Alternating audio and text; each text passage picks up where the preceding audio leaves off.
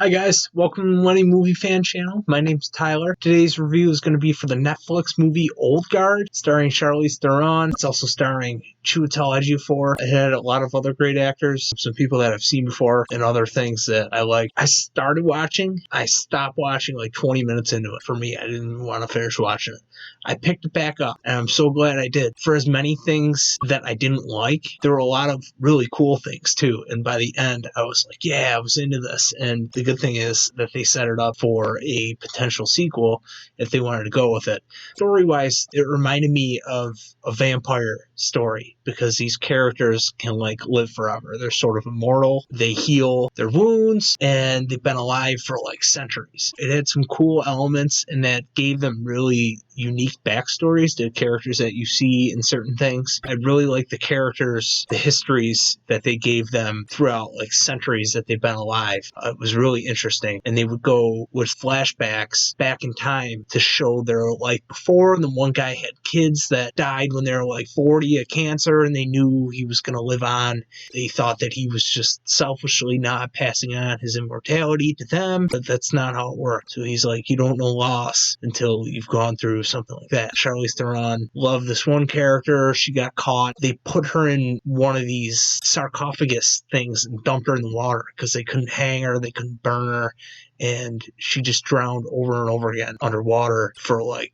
hundreds and hundreds and hundreds of years. There's a not post-credit scene, but one of the end scenes, she comes back, the chick that was like underwater. So they set up a sequel with her. Spoiler alert. That was really interesting. That was one of the coolest parts of the movie. I was like, oh, this is cool. And then they set that up for a potential sequel. So I hope this movie gets it. I don't really know what the beginning plot was in the first 20 minutes I was watching that I wanted to shut off because it was so like, you didn't really know what was going on. They played around with the timeline, and it starts with like midway through the movie, and then it like goes back to what was happening. I didn't really know the purpose of like this mission they were on. Over the hundreds of years, they just have fought for what they believe is right and have carried out like certain missions to see that through. And they end up meeting with a new girl who discovers she's immortal, and they link up with her because they have dreams that put them in contact with other people like them. They dream of these people, and then they go out looking for them so they can stay together as like an army or a team. So they link up with her. She was a really good actress, but they recruit her from the army. They are going after people that are going after them. And Chiwetel Ejiofor is like a historian guy that's researching them. He's still alive, and they set him up for the sequel as well. Like he's going to be working with them. He'll be like their Alfred Oracle type thing to Batman. Chiwetel Ejiofor will hopefully be in the sequel. If he wasn't, and if they didn't set him up for a potential sequel and it doesn't get one,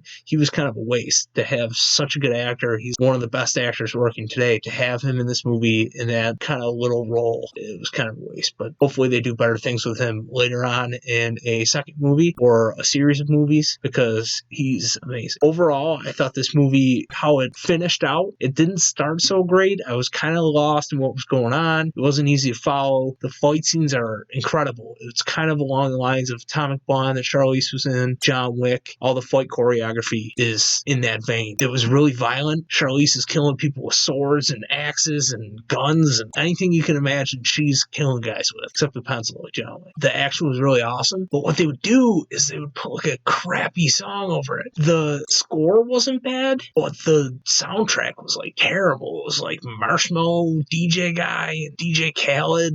It was just all music that I don't like, so maybe that's my personal preference, but they would put like a girly song over like every fight scene. And yeah, it's girls fighting, whatever, but it was just like, it's not like Evanescence where it's like badass and it kind of fits the tone of what was going on. It went totally against it. It flew in the face of everything that you were seeing on screen. She was like cutting guys' hands off and shit, and it was like, oh, I don't know, it was bad. That turned me off. There's some crappy dialogue in this too. Charlize has some like one-liners where they try to do like a Bruce Willis thing, Die Hard one-liners and Terminator, and they're just so bad.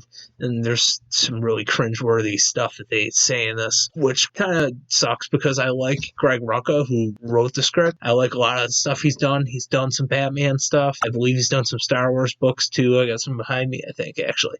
I don't know if the dialogue was just things that they tossed it out there and they tried it and it was improvised, but I doubt it. The story was a little bit all over the place. I think another movie could serve it better, and now that we know the characters, they can flesh that out even more, I would watch it because I think you might really gravitate towards the good things. But I feel like on a rewatch, the bad things are going to sit with me or would sit with you longer and just dig into you more, and you wouldn't be able to get past them as much. I want to know what you guys think about The Old Guard on Netflix. I enjoyed it. I think a sequel could be even better. There were some nitpicks I had, some things that made me like want to shut it off in the beginning. I'm kind of glad that I got back into it because there were parts to really enjoy. I think a sequel could be good. That's my review, guys. If you liked it, give it a thumbs up down below. Hit the subscribe button to see other videos like this. Hit the little notifications so you get alerts to when I drop the videos, and share it around to all your friends so they can contribute to the conversation and have fun talking movies with us too. Tune in for my next video, guys. It's going to be Monday for Review the MCU series. We're going to be reviewing the movie Thor. I'm excited. I got my hammer behind me up here, so I'll have that for the review. We'll swing it around,